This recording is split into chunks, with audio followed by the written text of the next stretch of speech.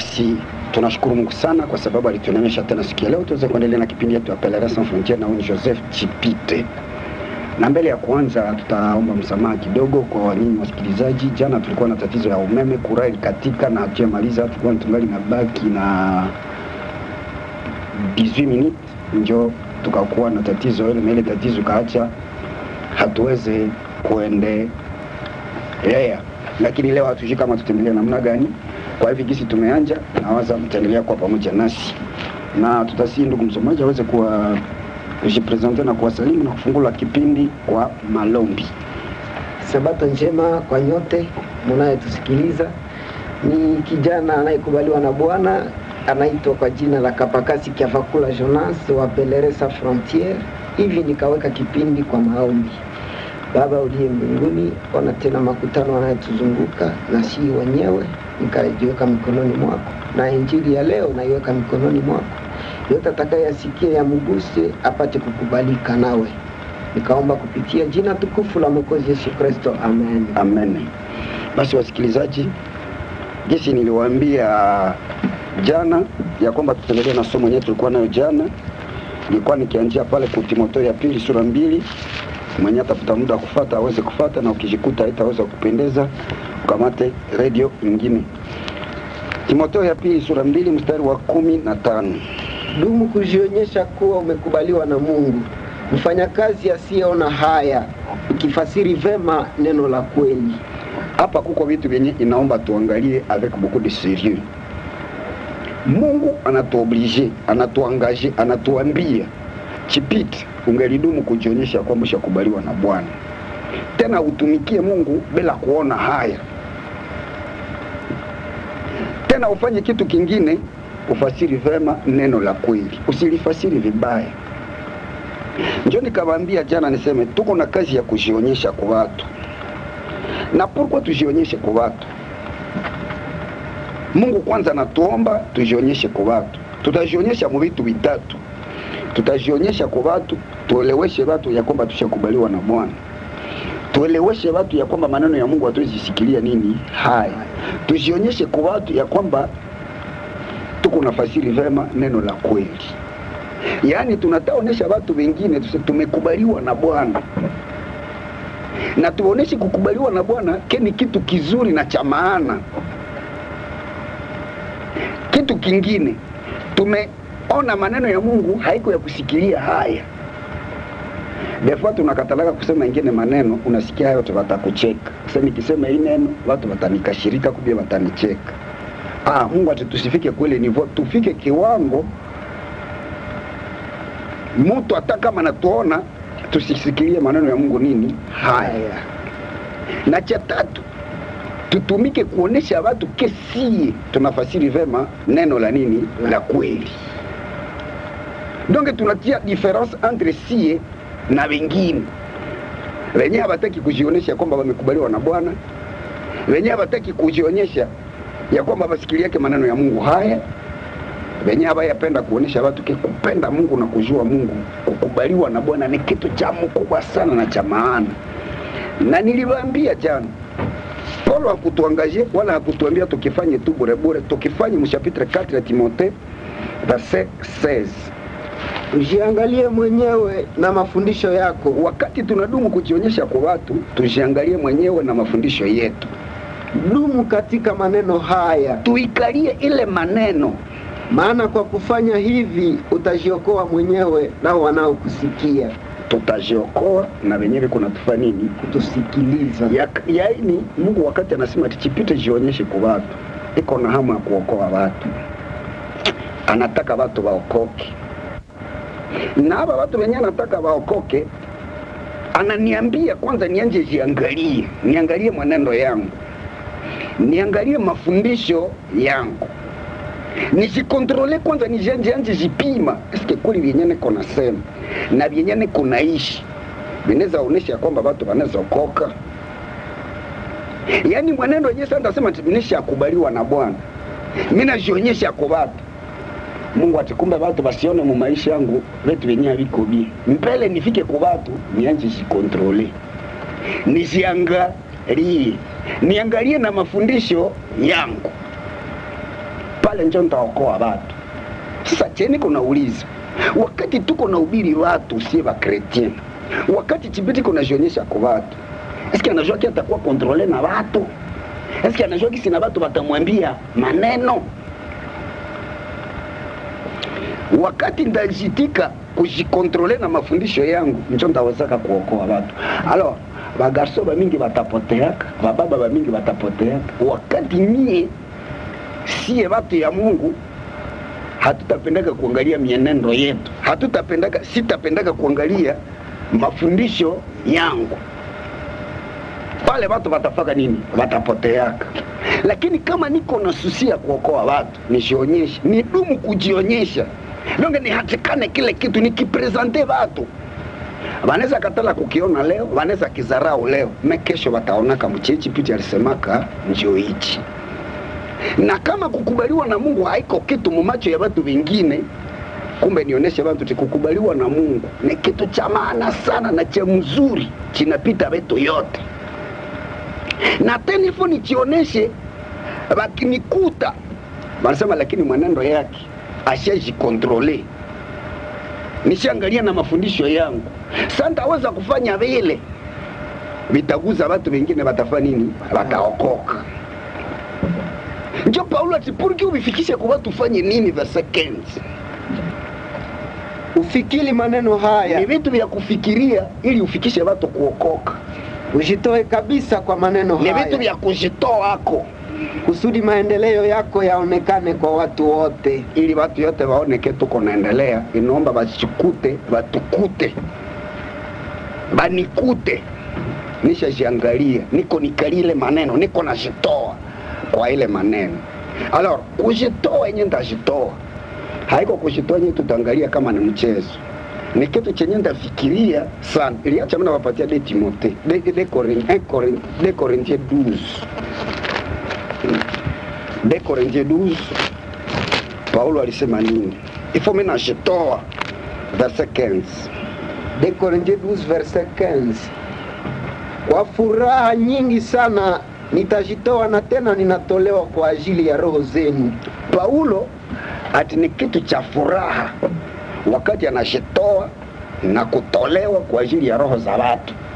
Yaani kapakashi tuko watu wa kuikala, tunafikiri na tunajitoa na kutolewa kwa ajili ya roho za nani? Za watu. Hapana roho zetu. Donc roho zetu zinatolewa, tunajisakrifie, tunajidone kwa ajili ya wengine watu. Anaendelea, kama nikiwapenda ninyi zaidi ninapungukiwa kupendwa. Hata kama santa wapenda zaidi, watu watafika kunivo wanafanya nini? Mimi napungukiwa kunipenda, wananichukia.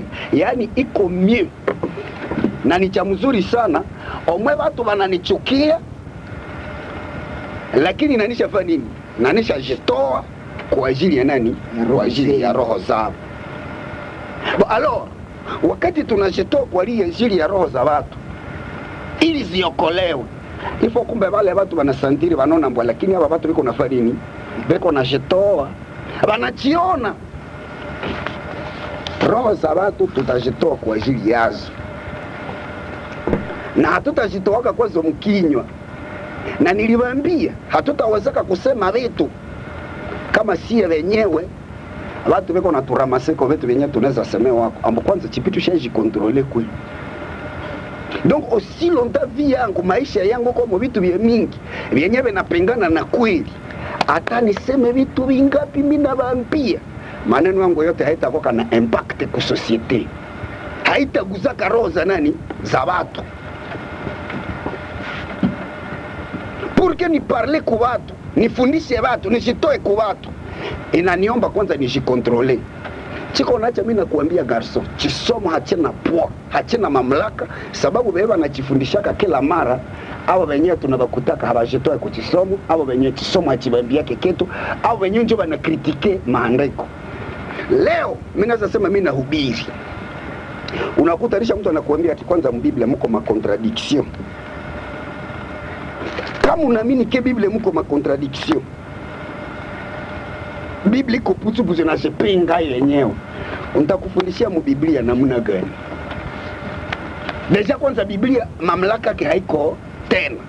Lakini naomba tunaelewesha na watu ke Biblia iko absolu, iko bila contradiction, na wewe konepinga wanatukuta bati, lakini chipita mnataka sema nini, na tunaprouver pourquoi, na tunaelewesha ke mu Biblia hamuna contradiction, na Biblia yenyewe nasema ni kweli na vitabakia milele, na tunaprouver bila kusema mkinywa. Tunakuwa nasema vitu vyenyewe havitaeleweka. Tunaconfirm, tunaelewesha mtu. Ndio mimi natafuta niwaambie tuko na kazi yenye tindacha, tunajitoa, tutajitolewa, lakini tufanye kile kitu hata kama watu hawatatupenda. Lakini mbele tujitoe vile, eske tushangalia maisha yetu. Niliwaambia Paulo yeye wakati alianza kuhubiri alisemaka kitu kimoja. Alisemaka kitu kimoja Matendo ya Mitume 24. Acte 24. Unaweza nianjia Hebreu 13. Hebreu 13 verset 7. Hebreu 13 7e verset. Kama Paulo anatafuta okoa watu, anasema kitu kimoja. Kumbukeni waongozi wenu waliowaambia ninyi neno la Mungu. Kila mtu angelikumbuka walimu wao walimfundisha neno la Mungu. Na kwa kuangalia mwisho wa mienendo yao. Muangalie nini? Mwisho ya nini? Ya mienendo yao. Yaani tukikuta mtu iko nafuata mwalimu na mwalimu wake iko na mwenendo yenyewe iko namna gani? Mbaya, tutamuuliza pourquoi uko naendelea kuangalia, uko naendelea kufuata mwalimu mwenyewe unajua ke mwenendo yake iko namna gani? Iko vibaya, iko mbaya. Ambuangalie walimu yako, wakumbuke. Uangalie na mienendo ya nani? Yao. Kisha fuateni imani yao. Ile imani yenyewe kuna batuma bakona ile mienendo uifanye nini? Uifuate. Sasa mwalimu wako akikuwa na mwenendo yenyewe ambatane na vyenye inasemeka, tutasema vitu nini? Hayombe kumfuata. Ule mfuatia nini? Sasa Paulo yeye kama atakuwa mwalimu, hata shikamata saa wengine walimu atashikamata na jiangazie, anajionyesha, anapenda na watu waangalie mwenendo ya nani? Yake. Anapenda watu wamchunguze, anapenda asomwe na wamfuate, na watu wamfuate. Kisha tulisoma verset moja, anja tusomea 1 Corinthiens 1:12. Kama Paulo yeye anapenda watu wamfuate, nina repete hii maneno na tuangalie sie wote wetu tunajitumaka ba mwalimu kama tunaweza sema hii maneno ya Paulo. 1 Corinthiens 12, 2 Corinthiens 1 verset 12. Kwa sababu kujisifu kwetu ni huku. Paulo atichitu chenye najisifiaka ni hichi, chenye tunajisifiaka ni hichi. Ushuhuda wa dhamiri yetu. Dhamiri zetu zinatushuhudiaka ya kwamba pasipo hila na kwa weupe wa moyo mbele ya Mungu, si kwa akili ya mwili, lakini kwa neema ya Mungu, tulitembea katika dunia na zaidi kwenu. Ati dhamiri yetu tunatushuhudia mbele ya Mungu na zaidi kwa nani? Kwenu. Nyie watu ya Korinto na nani? Na Mungu. Mliona gisi tulitembea na dhamiri safi pasipo hila, tena kwa weupe wa nini? Wa moyo. Mwi dunia. Rudia kwanza mwele verse. Sababu iko probleme ya discussion ya murefu yenye watu wa mingi wanatiaka kwa discussion, hawapendeke kuikubali. Bati haiwezekana mtu atembee kwa weupe wa nini? Wa moyo. Wa moyo. Soma. Kwa sababu kujisifu kwetu ni huku. Kitu yenyewe Paulo wanajisifiaka ni hiki. Ushuhuda wa dhamiri yetu. Ushuhuda wa nini? Wa dhamiri yao. Ya kwamba pasipo hila na kwa weupe wa moyo mbele ya Mungu, si kwa akili ya mwili, lakini kwa neema ya Mungu, tulitembea katika dunia na zaidi kwenu. Pima kusoma mwi français. Car c'est dont nous nous glorifions. C'est dont nous nous glorifions. Yetu najivunia ni nini? Ceci. Ceci. Notre conscience témoigne. Na dhamiri yetu naleta ushuhuda. Que c'est avec sainteté. C'est avec quoi? Sainteté. Kwa utakatifu. Et une sincérité. Na kukua na bila kukua na ubandi hela. Qui vient de Dieu. Yenye natoka kunani? Kwa Mungu. Kwa Mungu. Donc tunajua Pourquoi Paul alikuwa na accepter qu'il marche avec sainteté? Endelea. Non pas avec une sagesse charnelle, mais avec la faveur et mérite de Dieu, que nous nous sommes conduits dans le monde. Tulitembea mudunia, mais tout particulièrement à votre égard. Mbele yenu. Paulo akiweza kusema ati mudunia tulitembea kwa utakatifu. Na nyie mliona na Mungu na anafanya nini? Anajua. Tena tuko na dhamiri zetu zenyewe zinashuhudia ile maneno. Haiko utakatifu ya kuvicha. Hapana. Ni utakatifu yenye iko kweli na yenyewe wanajua ni kweli watu walifanya nini? Walitembea nayo. Na population na bashuhudia. Na Mungu naye ni nani? Ni mshuhuda. Tukamate 1 Thessaloniciens chapitre 1er. Tukikuta watu 1000 wao nakatali neno na mtu moya mwani kisikie, tutawangaikia watu 1000 au tutafuata mtu mmoja? Tutafuata wangapi kapakasi? Tutafuata hata moya hata 1000. Yani mmoja akikuwa kwa ya Mungu tutafuata vya gani? Tutafuata ule moya. Kama wanakuwa 1000 tunafuata ile 1000. Kama wanakuwa katanda milio ile katanda milio tunaifuata. Kama watu wanawekatala mmoja ndio na vitika tutafuata vya wapi? Ule moya tuko naye. Sababu Mungu anatafuta kutuelezea baba tengieka mbinguni na baba tamshoka na baba tamtumikia kama watakuwa namna gani. Na kitu kinatesaka watu hawayaulizaka Paulo aliwezaka utakatifu ai. Yani Paulo hatuite kuzambi, anatuita kwa utakatifu. Soma 1 Thessaloniciens 2 verset 10. Ninyi ni washuhuda na Mungu vile vile, namna tulivyokaa katikati yenu ninyi wenye kuamini kwa utakatifu na kwa haki pasipo laumu. Paulo anajieleza ati nyie watu wa Thessalonika mnajua na Mungu naye anafanya nini? Anajua keto litembea kwa haki pasipo hila na utakatifu mbele yenu na muko banini? Washuhuda. Yani pourquoi Paulo alikuwa kanaweza kuambia watu vile? Na mimi ninapendaka nijiulize mchisomo wetu cha bapelere. Eske kuko mtu mwanaweza ambia tichipite na weye hata kama unasemaka vile mimi sionaki ichacho clair. Na kama achiko clair, ifo mimi nachirepare na mimi nachitumikako. Nilipima kuuliza mchisomo leo Dimashi. Eske inaweza wezekana? Tunauliza mwana jua fulani humo kwa vitu vya mbaya afanye nini? Amesema. Ilifo tunafika kule niveau. Tusipakalane mafuta sababu Mungu atatuulizaka kila nafsi ya mtu atamorekuaka naye. Ulimwambiaka nini? Ulikuwaka na chipite, ulimwambiaka nini? Paulo yeye alisimama kati watu ni washuhuda.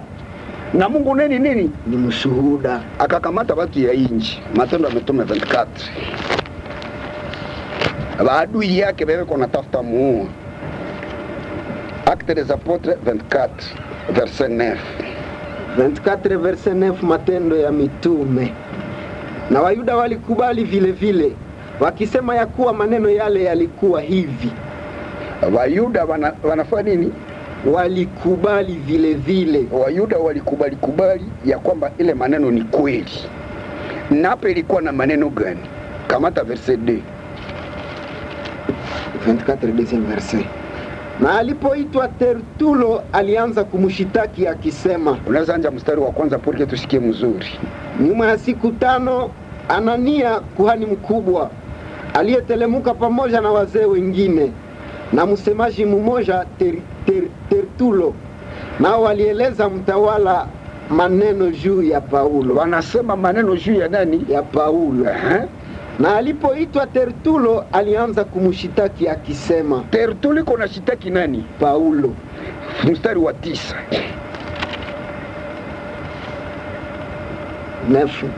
Na Wayuda walikubali vile vile wakisema ya kuwa maneno yale yalikuwa hivi. Wayuda nao wanakubali mashitaki yenyewe wanatia juu ya nani? Juu ya Paulo. Paulo anakamata verset 16. Verset 16. Kwa sababu hii ninazobelewa. Unaweza anja ku verset 13. Verset 13. Paulo anasema nini?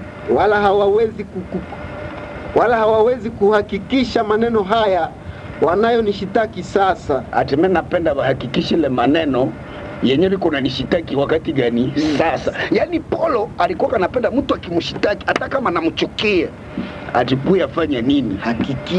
Hakikisha hautaweza.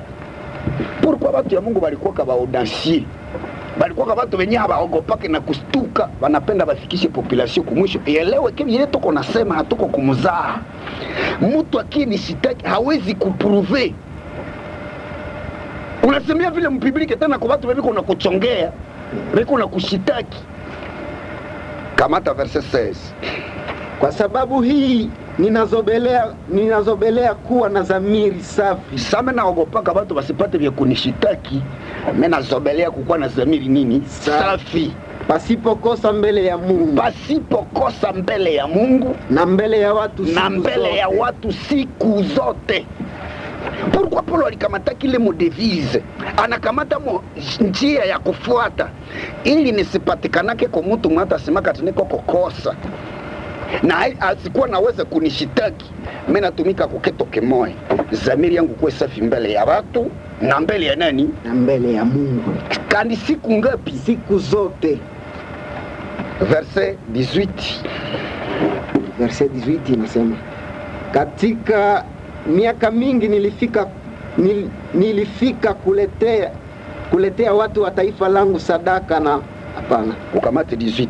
18 inasema, katika mambo haya Wayuda wengine toka Asia walinikuta ndani ya hekalu, nami nimekwisha kusafishwa pasipo makutano wala kelele.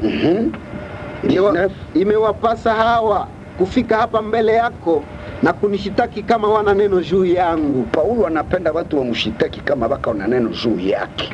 Yani Paulo alishoka hata hubiri yaka watu na hata semaka maneno ya Mungu kama anjiangalia, kama na dhamiri yake haimshitaki.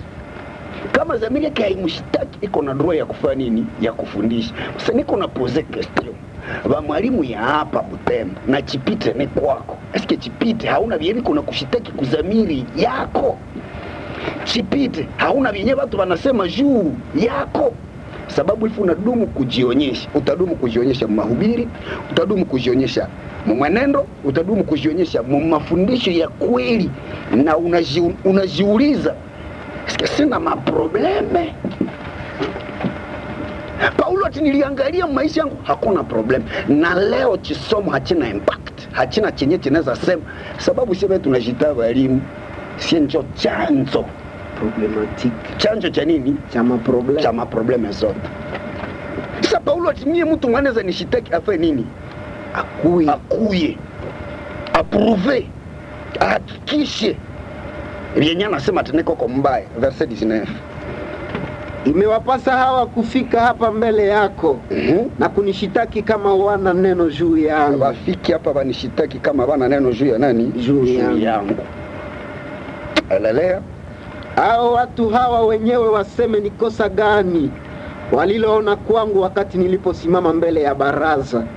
Bakuye waoneshe kama ni kosa gani. Il faut être franc et sincère. Kumbe tunakuwa wazi porque tueleweshe watu wokovu, tueleweshe watu kuokoka. Bila ile tunafanya nini? Tunachoka bure, tunafunga. Mimi siona ni kupoteza wakati nini bure. Sasa Paulo kama alijishuhudia hivi na alipendeka kuelesha watu vile njoo wanapaswa kuwa. Inaomba sisi walimu wote tunakamata ile tunajiadapte kweli. Mwingine mtu aliniambia no, Biblia inasema hakuna mwenye haki hata mmoja. Iko kweli hakuna haki mwenye haki hata mmoja wakati gani? Lakini wenye haki habako. Nitifu tunaelewa Biblia mzuri na tunisoma. Paulo kunajishuhudia ati niko mwenye haki. Alisema ati mwele 1 Thessaloniciens chapitre 2. Alisema nini? 1 Thessaloniciens 2 verset 10. Inasema ninyi ni washuhuda na Mungu vile vile, namna tulivyokaa katikati yenu ninyi wenye kuamini kwa utakatifu na kwa haki pasipo laumu. Kwa utakatifu cha kwanza na kwa haki na pasipo laumu. Sasa Paulo alidanganyaka? Hapana hata kidogo. Hapana hata kidogo. Alors kama alisemaka kweli, pourquoi ba pasteur ya leo watakuwa na bana mwalimu anasimama mbele yako anakuonyesha timie niko mwenye dhambi? Iko nafaa kulotari yako kulotari nini? Oro Biblia ilituambia kama ba pasteur wanaonekana kwa mazambi, batacha jina la Mungu linafanya nini? Linatukanwa, linazarauliwa na linaonekana ke halina maana. Sasa kwa si toko kuangalia Chipite, unawaza kunini kwa walimu? Unawaza nini kwa population? Sababu walimu hapa ndio wenyezi watu, ndio wenyezi population. Hii population tungelielewesha, Mungu anatutuma tuwafundishe, tuijulishe ke damu ya ile population iko mumikono yetu. Mie Chipite hapa kusema nijionyeshe tu kwa mwalimu tu, nijionyeshe kwa population, nijionyeshe kwa watu yote. Na wale watu wakipotea, wataniuliza Chipite watu mapopulation zilipotea kana ziko mikono ya walimu. Ulifaka nini? Ulinyamazaka? Uliwaambiaka? Uliwazaka nini kwela problem? Unajua bei ya nafsi moja. Chipite unajua mtu kama iko na valeur gani mumacho ya Mungu? Kwa nini unanyamazaka? Ifo sasa mimi nakuonesha peuple. Sababu mie na mie ndauliziwaka. Abu Chipite uliambiaka watu nini? Nilibasomea hizi maverse mu Ezekiel. Ezekiel chapitre 3. Unianzie chapitre 2. Unaweza kamata chapitre 3 verset 16. Ezekiel 3 verset 16. Na ilikuwa kwa mwisho wa siku 7, neno la Mungu lilikuja kwangu likisema, mwana wa watu, ninakutuma nimekuweka kuwa mlinzi juu ya nyumba ya Israeli. Mwana wa watu umewekwa mlinzi juu ya nyumba ya Israeli. Kwa hivi sikia neno kwa kinywa changu, wape maonyo yanayotoka kwangu. Uwaambie vyenyewe natoka kwangu. Kama nikimwambia mwovu, hakika utakufa, nawe humupi maonyo, wala husemi kwa kuonya mwovu kuacha njia yake ya uovu, kwa kuponyesha uzima wake, yule mwovu atakufa katika uovu wake, lakini damu yake nitataka mkononi mwako. Chipite, ule mwovu akikufia muzambi na hakujuwaka, damu yake batiulizaka nani? Wewe Chipite. Chipite utauliziwaka ile damu ya watu bebeko napotea. Sasa mimi nenda kutanisha pastor njiko napoteza nini? Watu. Na wale watu iliomba niwafundishe, niweleweshe mko napotelea mikono ya nani? Ya huyu pastor huyu. Wakipotea na niliogopaka pastor, bataulizaka damu yako mikono ya nani? Yako Chipite. Sababu hawakusema nijionyeshe tu kwa pastor, ni dumu kujionyesha kwa nani? Kwa watu wote. Kwa watu wote. Maendeleo yangu yajulikane kwa watu wote. Ni dumu kujionyesha kwa watu wote. Mimi ni barua inayosomwa na watu wote. Mimi nafundisha dini. Mimi naambia watu nini? Mimi najulisha watu nini? Niko nasomea wako nini? Foni onesha population. Wewe mugarso, usikiake poteo tisikukuambiaka.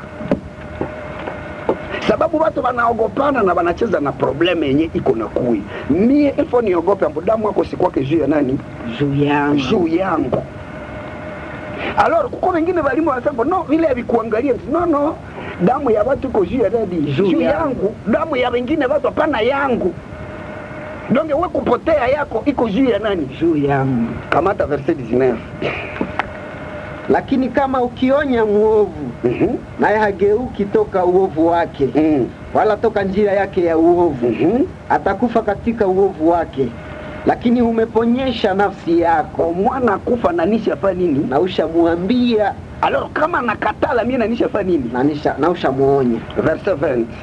Tena wakati mwenye haki anapogeuka toka haki yake na anafanya uovu, na ninatia jiwe la kukwaza mbele yake, atakufa. Kwa sababu wewe hukumupa maonyo, atakufa katika dhambi yake, wala matendo yake ya haki aliyoyafanya hayatakumbukwa. Lakini damu yake nitataka mkononi mwako. Chipite, ukiona mtu ni mwenye haki anataka fanya dhambi, nayo mufanye nini? Umuonye. Akikufia mwile dhambi ni kosa ya nani? Yako. Wenjo tauliziwaka ile damu. Alors mie Chipite ilfo nisitoshe kwa problem. Gisi mimi nakatalaka uasherati, gisi mimi nakatalaka wizi, gisi mimi nakatalaka kuiba, gisi mimi naangaliaka na mwenendo wangu nishi purifié devant Dieu. Je suis sauvé, nishakuwa pardonné, nishakuwa purifié. Kama nishaka okoka, nishaka badilika. Gisi ninaogopaka nisipote yake. Gisi niliaminiaka Yesu purke nisipote yake. Gisi mimi nakatalaka kila aina tendo mbaya mbele ya Mungu nisipote yake. Nikatale na kukua kwa damu za nani? Za watu. Sababu nikikua kwa damu za watu, damu yao itasimamaka kwa mlango wa mchipitu nenda wapi? Haukuona watu gisi wako natesa watu walifaga nini? Ukanyamaza dandaye.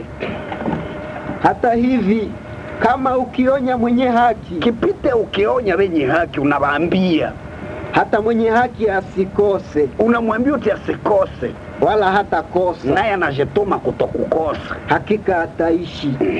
Kwa sababu amepokea maonyo. Nawe umeponyesha nafsi yako. Yani pale nitakuwa nimeponyesha nafsi ya nani? Yako. Sasa Mungu anasema tichipite uko na deni kuambia kweli, vipande vishuke. Sasa bakikuta anishogopa na watu wiko napotea, niko na faridi noko naona eske kweli kweli ni ifu mimi naambia population sepote yake nuko nafanya nini? Noko naona walimu yako wanaweza sema sawa Paulo bati mwenyana nishua kokosa fanya nini? Ashimame akuye. Ubie ni venye wanatangazaga batiabo ni venye zambi watakuingizaka wapi? Kumbe mimi nakuavertir eti mwalimu wako ni mkatoliki, ni msabeka, ni mpelere, anasimamaka mbele ya watu ati nini? Anaweza jishuhudia ati mimi kawabu ya upe wa moyo kwa neema ya Mungu, sababu neema ya Mungu limuwezesha, inatufundisha kukataa. Sasa ile neema ya Mungu ilishamfikisha kwa vile. Kama mwalimu wako anajua ke iko vile, hajui kazi ya Mungu, hayaonaka Yesu anamuokoa toka zambi, angali mtumwa wa nini? Wa zambi. Atakutosha mtumwa wa zambi namuna gani? Paulo tuko barua inayosomwa na watu ngapi? Na watu yote. Sasa unapenda nisikuambia, omuna katala kusikia, unaniga, mie nanisha nini? Nanisha sema. Tena kitu kingine, utajua kutinabii alikuwa katikati ya nani? Katikati yetu. Soma verset 4 na 5, surtout 5 ya mudeki, Ezekiel chapitre 2 verset 5. Nao kama watasikia au kama watakataa, maana wao ni nyumba ya kuasi, watajua hata hivi kama nabii amekuwa katikati yao. Uwaambie wakatale wasikie, watajua kama nabii alikuwa katikati ya nani? Katikati yao. Kwa sasa nikiogopa watu, mimi nakatala kusema kapakasi, kosa ni ya watu bia ni yangu. Kosa ni yako. Watapotea lakini kosa itakuwa ya nani? Yako. Mtu alikuwa pale, uliona gisi hatari iko namfikia, nyoke iko nataka muluma, uliomwambia utikimbia nyoke nataka kufika kweli, unanyamaza nyoke mulume. Sasa itamuluma, watasema mwali kwa najua kwenye nyoke iko natokea nini? Nyoka haitamuluma, itamuluma. Hata kufa, atakufa. Alikuwa anajua kisi nyoka iko nataka muluma? Hapana. Kwa sababu mwali katala kumwambia ni nani? Mwalimu. Yaani siku ndaogopaka watu na siku ndaogopaka kuambia watu, problema haitakuwa ya watu, watapoteaka kwa lwabo, lakini ndauliziwaka. Mwingine jodi niulizaka tichipito shazipatia kazi ya kukwaza mwale kufanyika mzabu ni nani?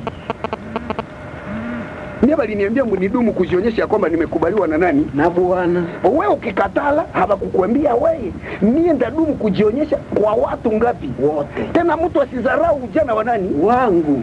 Sasa hapa Mungu ananiambia tichipite ambia watu maneno yangu, walimu bajikontrole, si population tuangalie banini walimu. Niliwaonesha kitu kingine kimoja hapa mu 1 Timothée chapitre 3. Nisema mwalimu ako na makondisio zenye anapaswa kuwa nazo.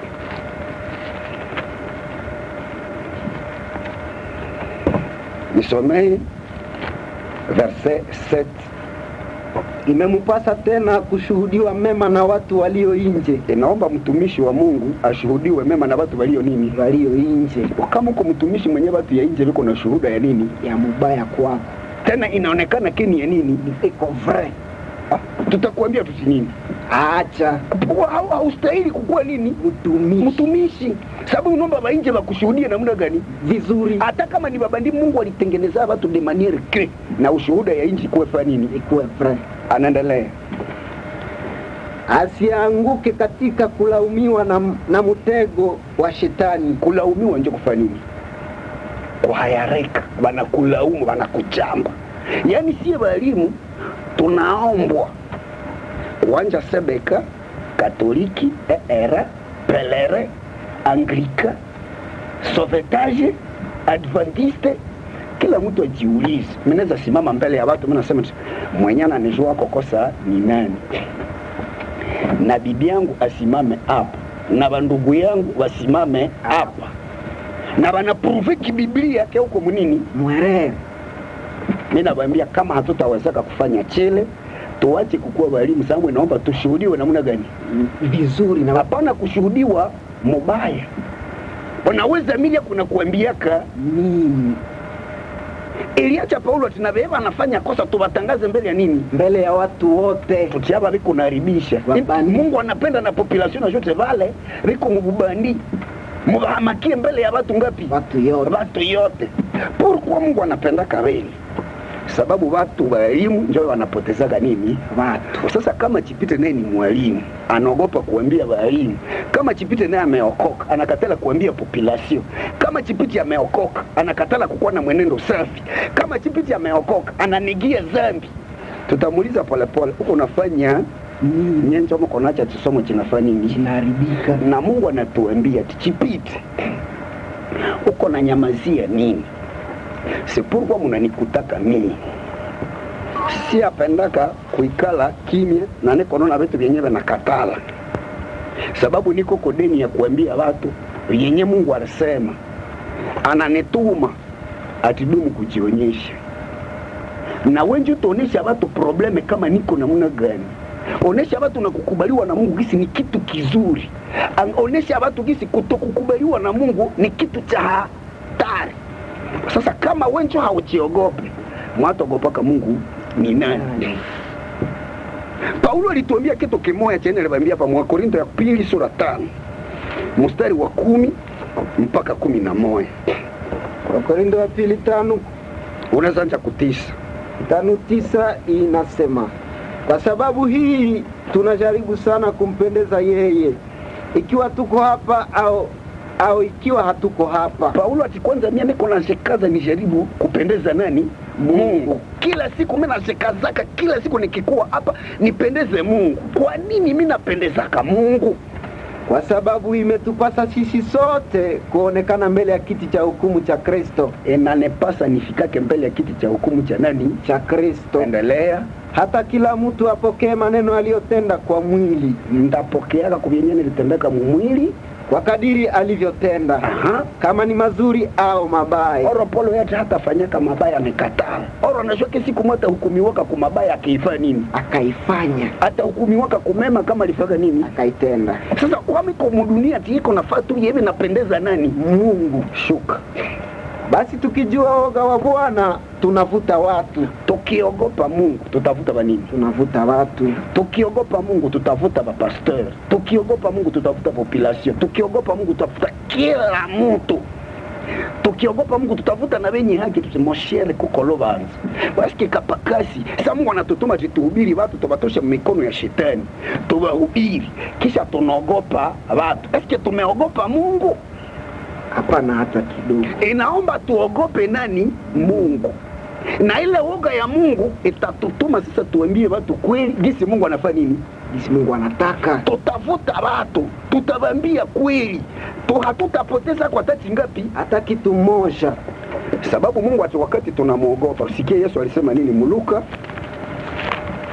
Muluka sura 12. Luc 12 verset 4. Unaweza anja kutroa. Basi maneno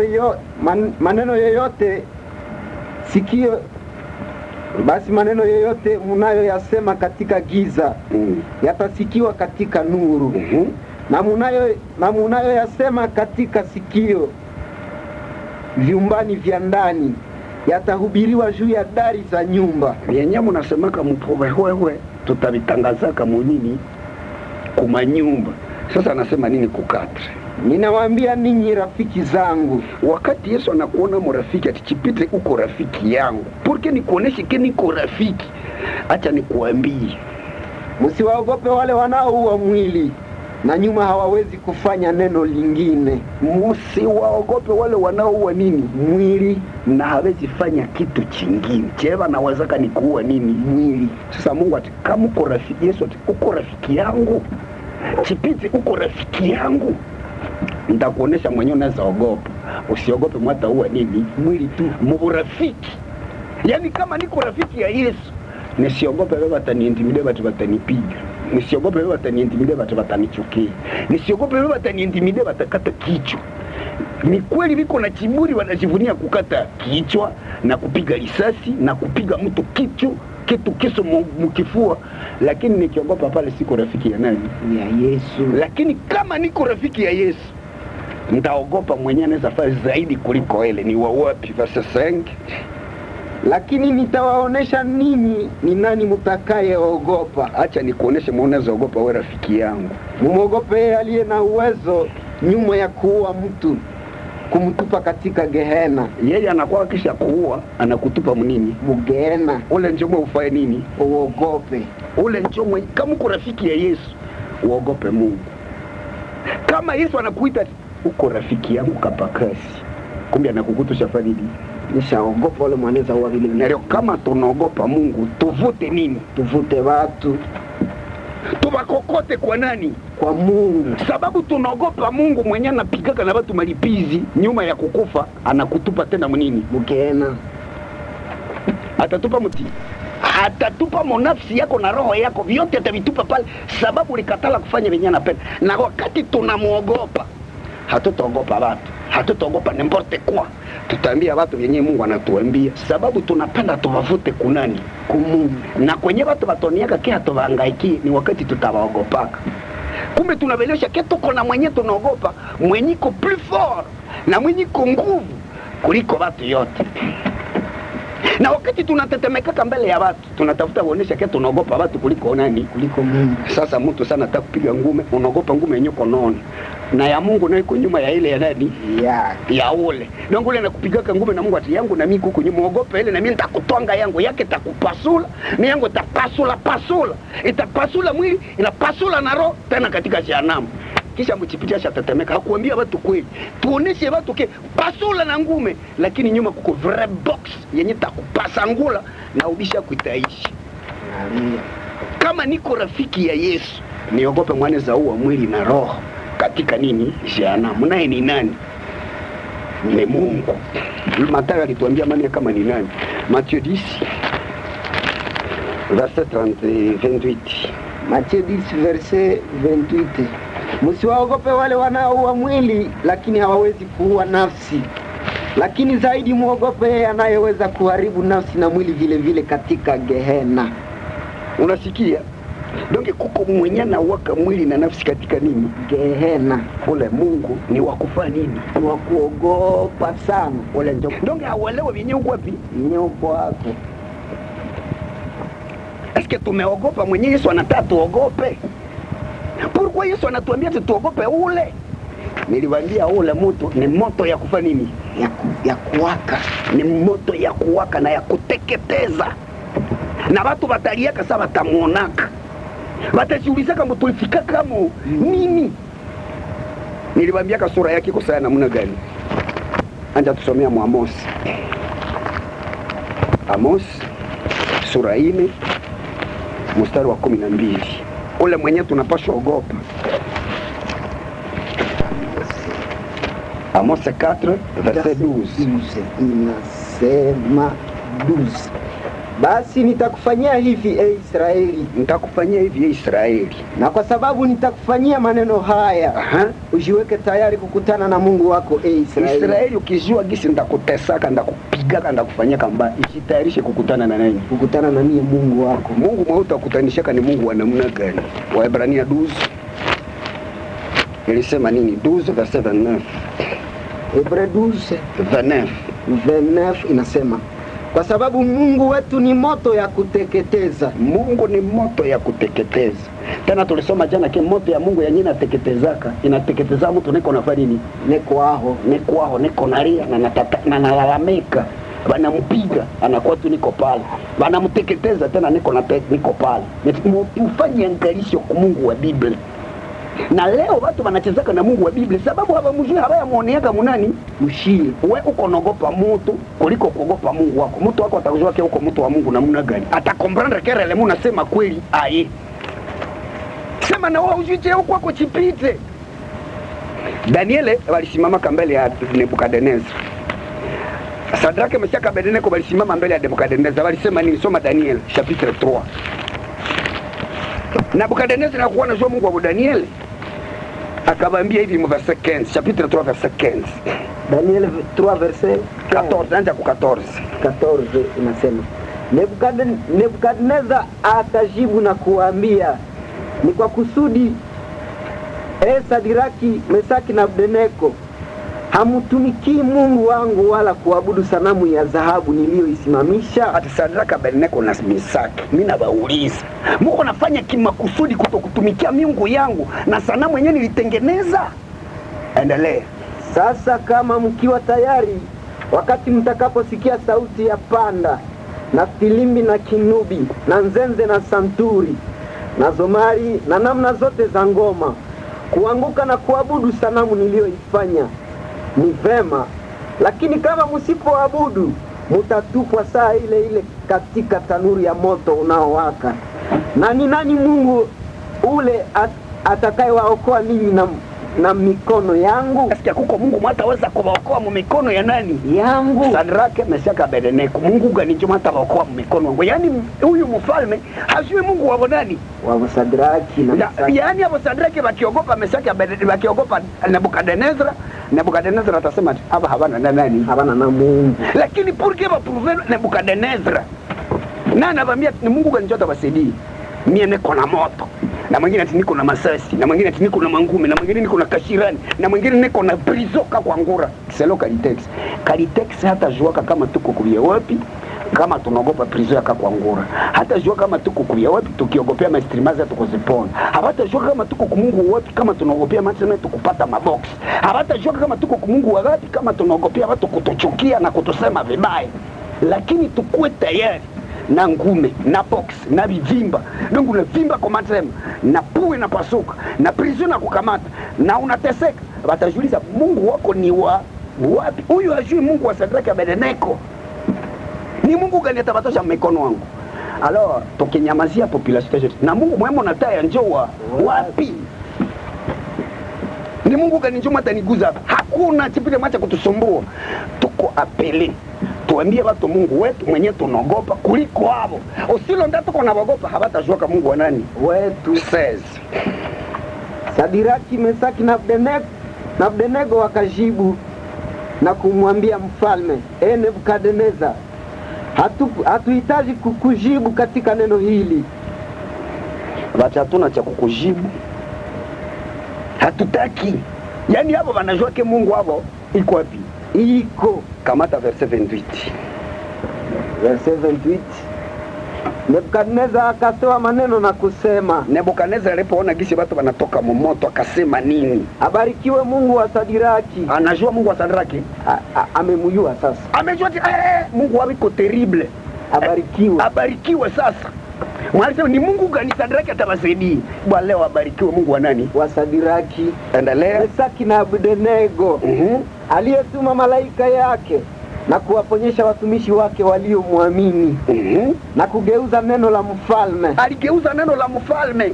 Na wametoa mili yao ili wasimtumikie wala kuabudu Mungu mwingine ila Mungu wao wenyewe. Watiomwe mili yetu tunetoa, tusitumikie Mungu mwingine ila Mungu wetu yeye peke yake. Usilo ndio tutachirilia kama Mungu wetu, tutaonesha kama Mungu ya wale njia nini? Ya bure. Usipotumikia Mungu wako, utaonesha Mungu wa wale njoo nini? Njoo nguvu, njoo maana. Yaani wakati ukizarau ule Mungu unatumikia wako, unaonesha kama ndakufa, lakini utaonesha ke Mungu wangu njoo nini? Njoo Mungu. Meka pakati tunaogopa watu. Tunaonesha kebe ko plus que nini? Plus que ki Mungu wetu.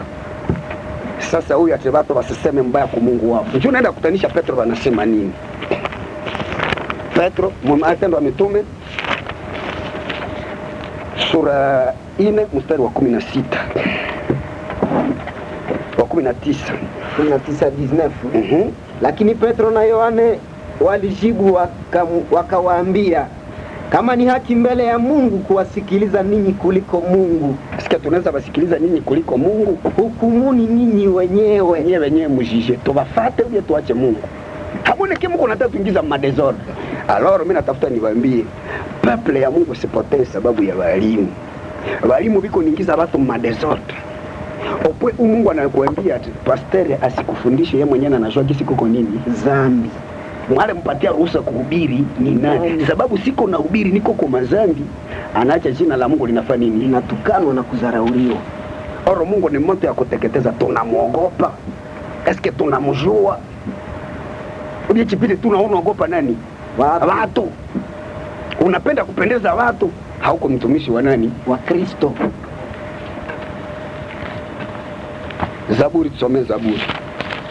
Zaburi 50 lisema nini? Zaburi 50 verset 16. Lakini waovu Mungu anawaambia, una nini wewe kutangaza sheria zangu? Uko na ruhusa gani kutangaza sheria za Mungu? Na kuweka agano langu kinywani mwako? Mwako kupatia ruhusa kutangaza neno la Mungu ni nani? Maana unachukia maonyo, haupendi bakuonye, na kutupa maneno yangu nyuma yako. Unatupa maneno ya Mungu nyuma yako. Wakati ulipoona mnyang'anyi ulimkubali. Mtu ni mnyang'anyi unamfanya nini? Na muitika. Na umeshiriki na wazini. Wazini uko na shiriki nao, hakuna problem. Tulisoma ingine mu Lamentation de Jeremie. Maombolezo nyuma ya Yeremia. Sura 4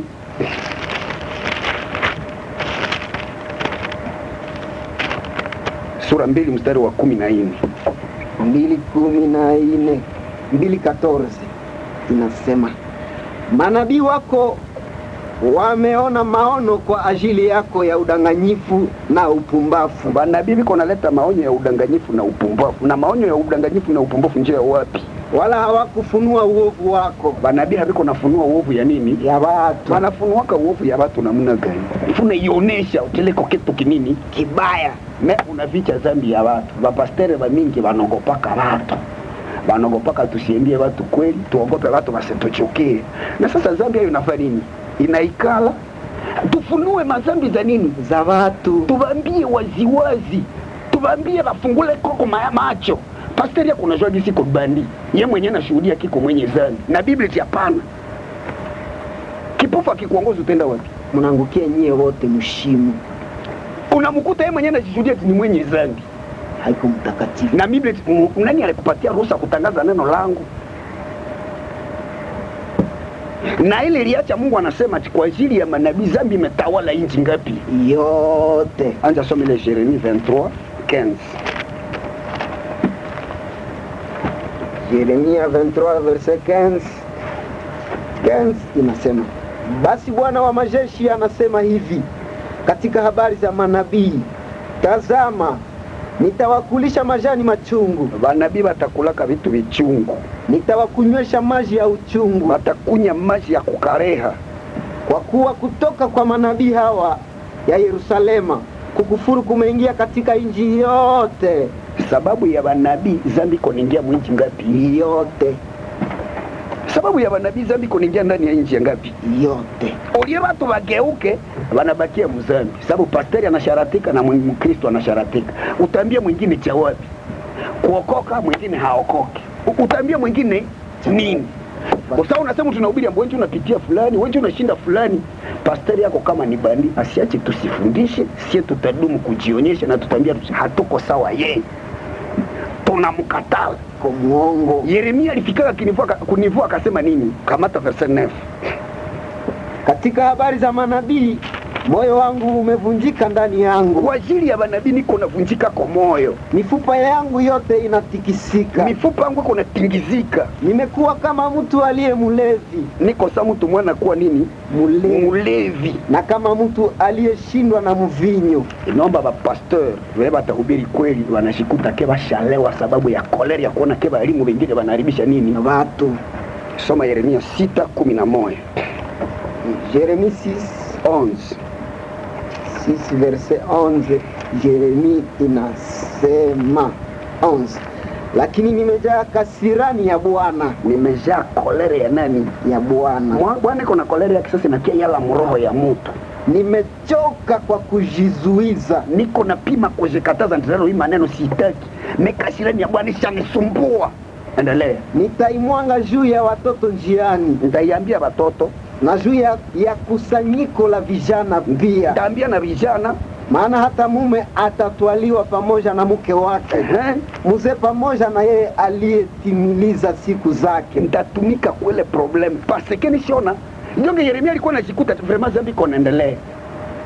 Unafika kama mchisomo basi kabiko buchi mwazi, hamuna pastor mata semaka na mama pastor mama sababu unakutanisha ovyo ovyo. Unajiuliza tu sasa kumwisho tuko nendea wapi? Washerati wanatawala, hakuna mwata fanya nini? Atasema pastor anasharatika, hakuna mwata semaka. Mimi tu kusema ndio vraiment Biblia inatupatia ruhusa tuangalie ya maneno ya watu wengine. Ninapima kusema pastor Katre, unasema mbaya. Oro Biblia ilituambia Jeremia, anja tusomea Jeremia. Jeremia 50 ilituambia nini? Jeremia 50 verset 7, verset 6. Jeremia 50 verset 6 inasema, watu wangu wamekuwa kondoo waliopotea. Watu yangu ni makondoo zinapotea. Wachungaji wao wamewapoteza. Wewe uko na wapoteza ni wanani? Ni wachungaji. Alors wachungaji wakipoteza watu, kisha tunafanya nini? Tunanyamaza. Bataulizaka nani? Shie. Habataulizaka wale wachungaji. Wachungaji watapata kalwabo na shie batatulizaka wewe chipiti ulionaka. Ukajua ulisemaka nini kuambia population? Ubiena wori zikutaka kuko makosa sawa hapo. Zamiri yako ilikushitakiaka ama uliogopaka watu, uliogopaka Mungu? Uko rafiki ya Yesu. Alors kama mimi natafuta njia kuwe wazi porte wengine waokoka, il faut mimi naonesha population ki aba walimu, kama unakuta mwalimu wako anasemeka kolotari, unamjua kwa makosa ambayo hastahili kufundisha, na kinywa yake mtoke maneno ya nani? Ya Mungu. Iko na kupoteza. Uelewe chile, na sitakufa kitu kuambia, na nikipigiwa, nikiteseka, nikichukiwa na kutukanwa kisi wengine wiko nanitukana, ile haiko problem. Sababu watu wiko napotea sababu ya nani? Sababu yake mwalimu. Na mwalimu sana poteza watu, Mungu anasema mko naribisha dhambi menea mwinji sababu ya makosa ya nini? Ya wachungaji. Kisha Yeremia ambaye alikuwa kolere kamuyala. Mimi nateseka sana na kutanisha mpasteri anasharatika. Ora tulisoma katika Wafilipi. Somo la Wafilipi sura 2 mstari wa 4. Wafilipi sura 2 mstari wa 4. Wafilipi 2 mstari wa 4. Kila mtu katikati yenu asiangalie maneno yake mwenyewe, lakini kila mtu aangalie maneno ya wengine. Usiangalie maneno yako wewe mwenyewe, uangalie na ya nani? Na ya wengine. Niko na ruhusa kuangalia na maneno ya watu ngani? Ya wengine, ya kanisa kingine, ya watu wengine, ya mrafiki yangu, na ya kapakasi, na ya watu wangapi? Wengine. Tena sisi ni barua inayosomwa na kuzorekana na watu ngapi? Na watu wote. Sasa kama tumeijua, tunangoja nini? Niliwaambia sana, nilikuwa nasema hapa kwa problem ya Pastor Katre. Lui-même alideclare mabanda zake na mahubiri zake, atimia nikikuwa kwa problem na ndajitokeza. Sababu sitaki ushuhuda wangu buharibike. Ashaka kuye alikatalaka. Mimi najua ba responsable ba pastor baba alikuwa anashikatala. Bati ni mabongo tumwache kuharibisha dhambi. Tutangaze dhambi na tuhamakie dhambi. Tuache watu ikue wazi ili watu waogope, waache kufanya mizaha. Tufunue makosa. Ubie kama sisi tunaogopaka kupigiwa, tufunge vinywa vyetu. Hatuko marafiki wa Kristo. Tuangalie na maneno ya wengine. Mimi napima kuuliza, sasa katu kiuliza tuseme mnakamataka pastor Silvia wakati Chilumbiru, mnasemaka kuyeye nini? Ma église de réveil, la responsable ya église de réveil tunamjua hapa. Mnasema kuyeye nini? Église ya CBZ, église ya ERA. Mnajua watu ai. Kisha ukaikitaka kupoteza nafsi yako, nuko unafanya nini? Nuko naona omwani upote yako, unasema nabii alikuwa katikati ya nani? Katikati yeye. Niliambia watu wakwandabana. Netindabana ule ni bani, asibadanganye. Anasema hata njeka dini. Na Biblia inatukataza mtu asifate maneno isiyo ya nini? Ya dini. Ndabana tia iko dini ai. Atiana hawezi batiza, hezi lungisha, hezi kula meza ya Bwana, vile ni mautapeli. Ile utapeli tutasawa. Niti huko unadanganya watu ile vile huko unatema utapeli vinaandikwa mu Biblia ubatizo kwamo, meza bwana kwamo na mariezi kwapi? Kwamo. Je, huko nitama utapeli tutabikuta kukefanya tutasema nini? Akakuwa anasema tunapeleka watu saba kama batiziwe kule bakwa nenda kulia pale maombi na nini. Na mahubiri kwake saba kete hatuwezi batiza mtu mwana toka kwako, hatuwezi murungisha. Akajikuti kuobligia kwa nini? Arungishe na kubatiza. Unaogopa nini? Ulikatalaka hivi mnavongendo na bumwira wa Yesu. Unafika mwenini? Olia kuwe wazi atimia nimeona kitu kumuguchiru chipiti alituambia. Niko na plus de 10 band cassette. Zeni li enregistra kama madeba zetu panda 2 mois kwa Ilongo. Kwa Ilongo haikukuwa group ya Full Gospel ilikuwa hapa chini. Sasa kwa Ilongo hapa yolo kwake. Papa Ilongo alitupatia nyumba kizizi cha Basebe kati kopala, tukazungumzia mule panda 2 mois chaque mardi na tunayala kamule.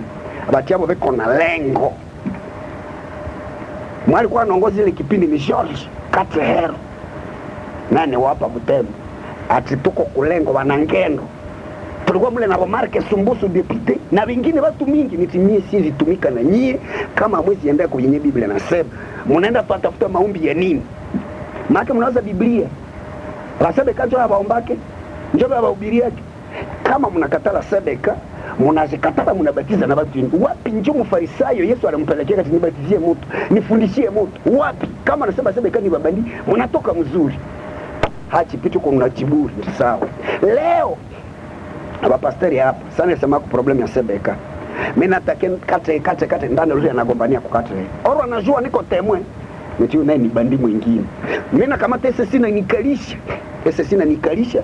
Ba pastori ba Eglise de Reve ba nikalisha. Ba pastori ya ba Eglise de Independant tukikala pale kwa Chirimbera. Ile problem ya kati huko nifuata vile namna gani. Nyie ba pastori mnakuwa kama biburi mtu anasema acha nabaona mnamnegea. Aye mnakia niona leo. Mimi niko natumika kumtu wangu na lemkamata nafaa mazambi na niko na ruhusa kumshuhudia. Tena mbele ya nini? Mbele ya watu wote. Asiharibishi jina la Yesu. Pourquoi niko na vichi le dossier? Pasteur Mwale kwa kapa. Alikuwa kachime alikuwa na mtiri Gilbert Mayao. Akaniungamisha kati chipichu kuna danganya watu pourquoi? Utakata alifaa kwa sheria. Nikamwambia pasteur kati nani? Gilbert Mayao haujui dossier. Atiko bongo. Neta sawa. Siku ndaletaka batemwe. Nina tubu leo sitasemaka kule problem. Mais batemwe bakisema ni kweli. Kisha nyuma nikupatake naona unajua ile problem utaregretaka. Ati omwe après nane nikamwita nitabatemane shabaleta. Uende simama kwenye liko uniambie kulikuli kama hujui ile. Ni nani na nani fulani na fulani na fulani na fulani. Unaona nilikuwa anasema vile sababu deontologie pastorale. Quelle sorte de pasteur. Kisha unasimama kwa lotara avec vivacité, avec audace, avec force Gilbert Mayao. Mimi kwa mtumishi wa Mungu. Utani convaincre namna gani?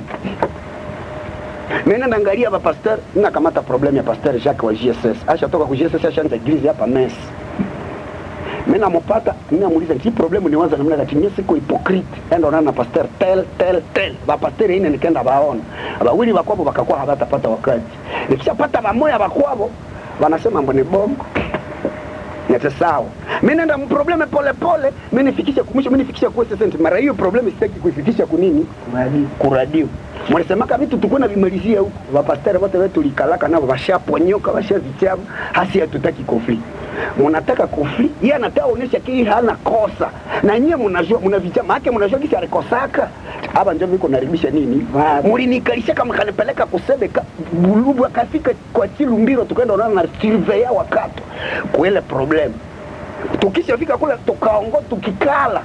Porque ile problem hii mara hiyo kila problem itakuwa natumikiwa wako. Tuache kuharibisha jina la nani? La Mungu. Leo wote washaponyoka nishakosa kama vinishia wapi. C'est pourquoi population. Kesho kugrabene tena nitakuwa na nyinyi. Napenda tukamate engagement ni kopie. Kama Mungu ni Mungu, tuangalie kama ni Mungu. Kama ni bongo, tukatale. Lakini kama Mungu ni kweli na Yesu alikiweka kuokoa watu, ifo tunatumika kwa wetu. Mwingine mtu aliniambia ati bado Kristo mbona nabo na banyamazaka. Wa munisto na banyamazaka. No. Mimi bana nitaka kwa konferensi hapo mimi nafikaka. Akwa mruzi Kristo ndabambia tele mruzi Kristo tel. Uende muuliza atakwambia kama nafikaka kwa konferensi hapo. Nasema nafikaka kwa j'ai un mot à dire. Na ndabonesha pourquoi. Ambono wale mwe ni ba mistake kama tunaogopa wale. Yaani Mungu wetu ni nini? Ni bure. Hatusadiki Mungu wetu sababu tunaogopa baba Zekro, tunaogopa baba Munisi, tunaogopa baba Mizilima. Mimi nafikana na kumoske ambao wale biko na virumu vya kutoka Asie. Quelle sorte d'esprit qui surpasse l'esprit de Dieu? Ni esprit gani nyingine napita esprit ya Mungu? Kumoske mimi nafika pale tunazungumza nabo, tuna debate. Amunjeni banitaka nini? Debate. Nini? Debate. Tunaenda fanya nini? Mujadala. Pourquoi? Tusidanganye watu na tukonona. Tujionyeshe kwa watu ke tuko na wenyewe tunabeba. Siku mwa mkushefu mwenye alikuwa anatufundisha pale kwa Varozi Christian, akasema tayari alikuwa shonana na bapasteur, anaonana na bapadiri na bapozema kesho banakwenda public comme répondre c'est pour qu'il ait devenir Rose Christian. Nikamwambia eti je regrette parce que hakunionaka. Peuple tu wewe bide mu watu mule kibuzadike nikizita mu pasteur na niko incapable de défendre ce que je fais. Mimi nitika kena mimi siko pasteur, ou bien siko responsable, siko évangéliste, ou bien siko croire à la Bible. Si je crois à la Bible, il faut que nikuwe à mesure ya kuidefendre. Na kama siko à mesure kuidefendre na kuitengonesha, mimi nafunga Biblia yangu. Alors si funga akuye ni mweleweshi. Akapoze première question na deuxième question nikapata ta réponse. Ati non mimi siko satisfait. Wewe kutokuwa satisfait na ushapata réponse. Yaani ile basi. Yaani tungalikuwa kamata position. Tunasimama tunaonesha watu moto iko na watu wataliaka. Na nilionesha watu mingi watasemaka nini? Soma ile kwa verset ya mwisho. Apocalypse, tutasoma pale 2 versets. Apocalypse 6 verset 15. Ile nyeto kuna soma. Na wafalme wa dunia na wakubwa na matajiri na majemadari na wenye nguvu na kila mtumwa na kila mtu mwenye uhuru wakajificha katika pango na chini ya miamba ya milima. Watu watajifichaka chini ya pango na miamba ya milima. Wakaiambia milima na miamba wakubwa yote na vemu unaona kama viko for. Yeme Nebukadnezar sali tatu pa watu mmoto alikuwa silike patatoka moto. Alijua kama wanaenda tekete. Alishangaa gisi wanafanya nini? Wanaponyoka wanaokolewa. Yaani na watu mingi wanaletea ubishi meba tonaka realite nyuma. Endelea. Mtu angukie. Mtufiche mbele ya uso wake anayeketi juu ya kiti cha ufalme na ghadhabu ya mwana kondoo. Basi mtu angukie, basi mtufiche. Verset 9 verset 6. 9 verset 6 Ufunuo inasema, na katika siku zile watu watatafuta kufa wala hawatakuona. Mtu atafutaka atakumbi anakufa kufa na anakatalifa nini? Kuonekana. Endelea. Nao watatamani kufa na kufa kutawakimbia. Unatamani kufa kufi na kukimbia. Halo? Anakatika. Yaani mimi natafuta niwaambie watu wanaweza diskite leo, kesho bishi itakuwa nini? Taishaka. Alors kumbe usisimamake kule unasema kichipite hakufaka nini? Hakutuambia. Wale wa pasteur wote wewe kovele ngasema nini juu yao? Semaine prochaine Mungu akiniprete vie. Mimi napenda niwaoneshe les dégâts que le pasteur font. Ma désordre zao pasteur wako nafanya pour que chisomo chisisimame. Na bakikatala basi mimi nasema mbaya, tuko na droit ya kudebate. Bakikuwa na trafic d'expérience banenda organiser manini, vingine visoma vikaongombana, ile sitaiogopa.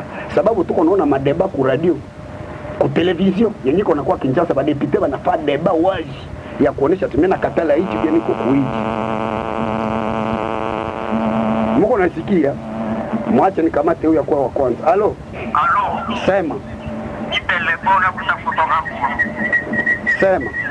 Sasa wewe problem yako ni nini? Kufatana tu na wapastere. Na watu ambao tuko nisikie. Sasa wewe unahubiri mfanga kuna fatana na wakati kati anakubaga nini? Make huyu asikia mpaka pale cha Alfa. Musa unahubiri mfanga. Yaani kama niko normal kwanza. Siko normal.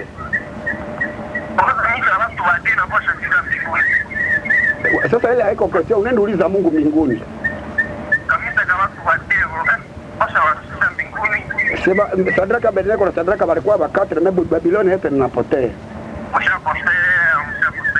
Mungu akubariki. Hapa ni lebo kutoka hapo. Merci beaucoup lebo. Ule ashapata mshushimano ndio kuna mtingiza. Halo. Sema na mwingine na nani mwingine? Halo? Jambo papa.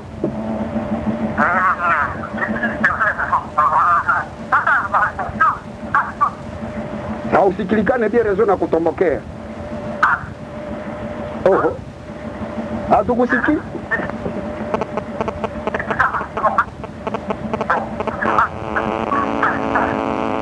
hausikilikana maana kukata. Halo? Halo? SM? Useme ni pumbafu sana kila mwezi anaenda kwa mahali na kwa. Anafanya nini? Wewe unaita na tu pumbafu tena pumbafu ana ya marisa. Basi nimekusikia na wewe umemwambia vyako.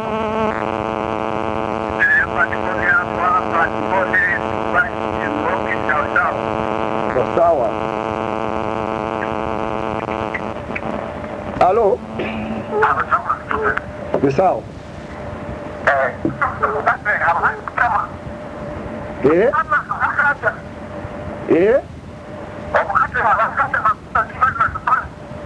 Sikusikia bia rezo haikukamate bia basi. Olieva kuitika kama ne bongo, isiacha mena joke ba pastere wote biko nyuma yake, ni babandi ba nimereka peshe na banaona. Aka ni kukamu chakwa sisi wa pastere. Tukema huko sisi wa pastere. Biblia ndio nasema tubatangaze mbele ya watu yote.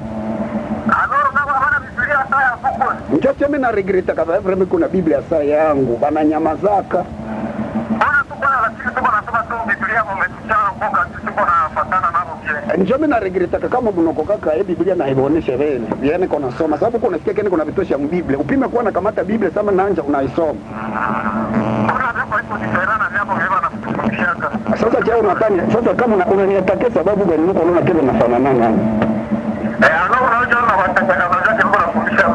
Asante mimi nafanana na ndio kwa sisi sasa ndio nasema na mbasi wa atake sababu niko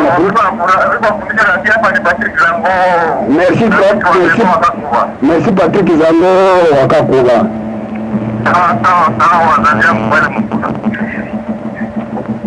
Mwingine mtu aliniandikia message tena proper. Atichipite wako nafatana na wapasteri ya watu. Ndani naona tuseme kumbuko maprobleme. Mko mtu mmoja yuko nasema mlimezi na mimi ashirati na mwingine ni mwongo. Akataa watu wawili wasteri Jean Baptiste na msika mmoja yake Basemo anashindaka ku restaurant mwingi. Ativali wawili ni wabandi. Nikasema haina problem fanya kia program yote nzuri sababu sisi tunafuatana kitu pole pole tunaangalia kama chiko alo. Alo. Alo.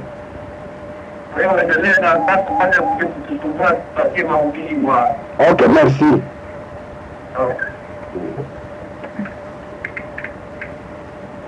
Njoo wakati alisema vile nikasema hakuna problema, inaomba kile kitu tunakifuata pole pole sababu sio tunasemewaka kwa mimi nasema petit seri yangu alibebaka mimba sasa. Mimi napenda watu bakile kama prof, si apata katamu moyo. Si aonaka na mtoto.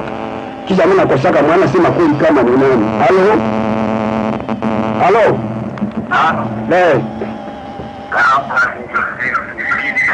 Sema.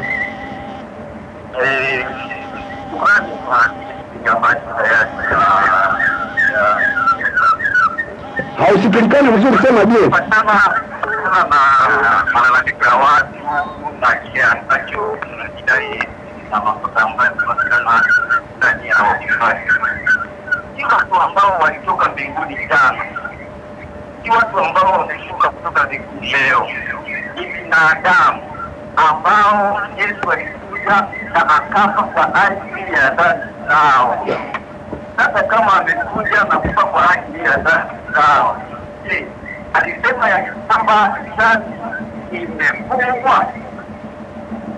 Ukisoma kitabu cha Yohana wa kwanza, anatuambia kwamba ndugu wapenzi, Mungu akipenda hadi tunayemwombezi Baba. Aliandika Tuko nakufuata. Halo? Rezo yeye konasema mimi madini yake ziko kwenda bure. Anakatika. Halo? Ajambo yake za kuwa nafanya zambi kusoma za Yesu angali. Sasa pale profesa wale sana mtu Mungu yapo alikuwa anasema nini? Halo? Sema.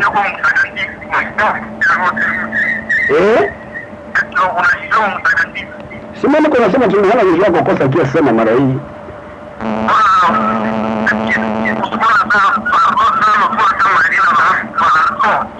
Wewe kusema palona sasa kuna soma kwa Isaya. Okay lebo. Mwingine mtu alikuwa anaita hapa vraiment akukamatika mzuri. Kisha amekatika alikuwa wa Vodacom, angeliita tena nijue kama nasema nini. Tena na huyu naona katika hii.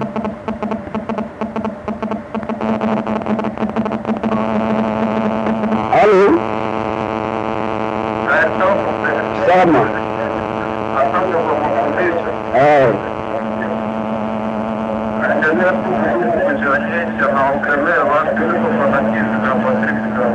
Sawa. Okay.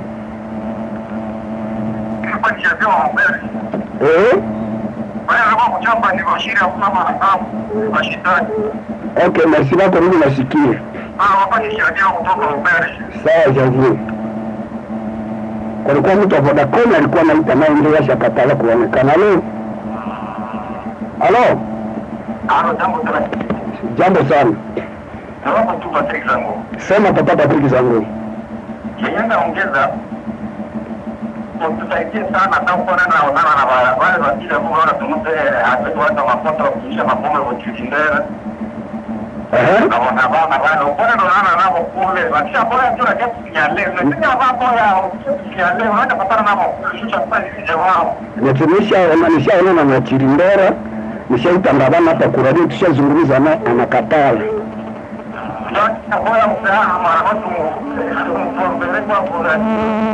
Radingo Biblia inasema tumtangaze mbele ya watu wote, tuoneshe watu.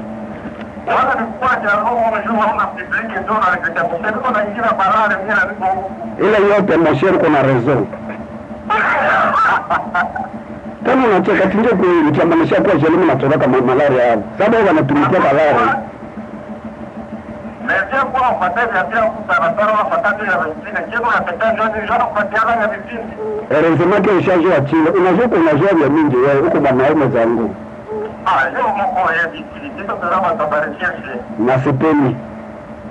Kwa wakati yangatana toka tuzaga kutoki. Merci beaucoup na jina lako. Merci. Patiki zangu ajanajua kwa dolari zinatokaka. Halo? Halo? Hey.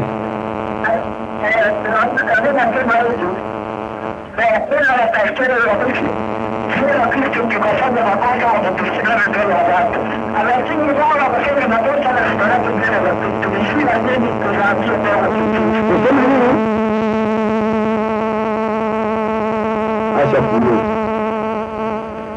Kulikuwa mtu wa Vodacom alikuwa na shida sana, ndio alikuwa anafika na wengine walikuwa naita. Halo?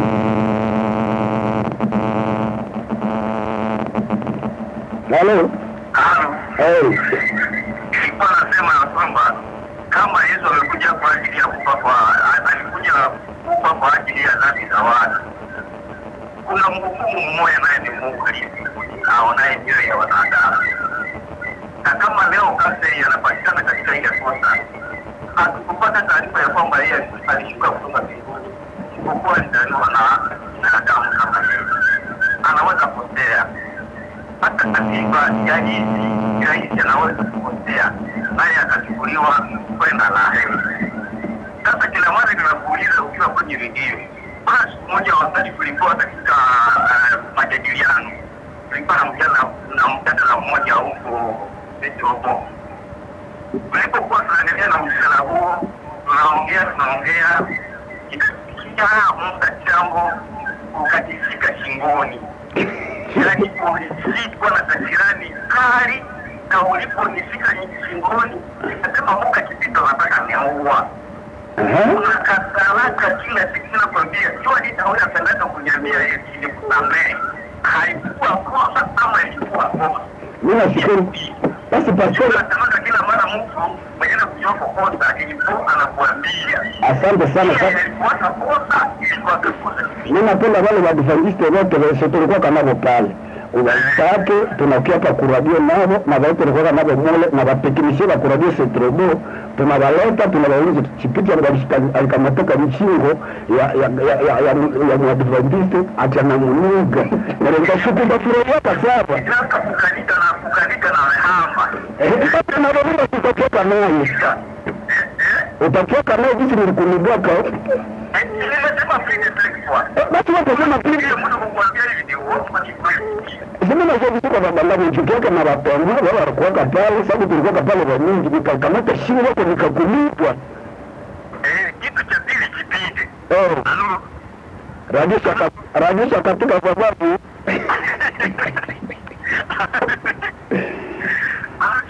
Halo.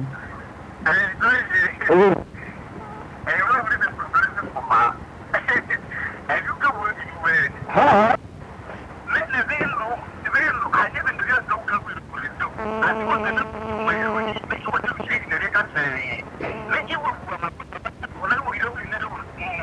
Ini